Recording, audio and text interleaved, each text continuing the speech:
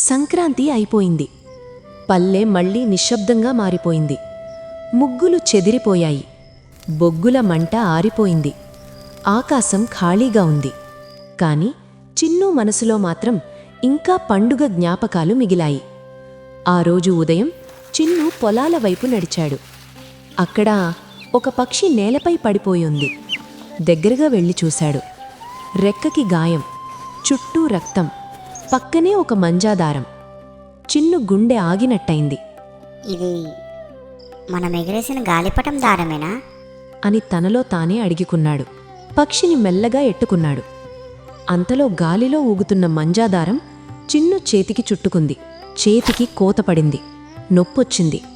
కాని చిన్ను ఏడవలేదు. ఎందుకంటే ఆ పక్షి నొప్పి తన నొప్పి కన్నా పెద్దగా అనిపించింది. చొక్కా చింపి పక్షి రెక్కకి కట్టాడు. రక్తం చేతిలో ఉంది. కాని దయ మనసులో ఉంది. ఇంటికి పరుగెత్తాడు. ఫుల్ వీడియో మన ఛానల్లో ఉంది. చూసి నచ్చితే లైక్ చేసి సబ్స్క్రైబ్ చేయండి.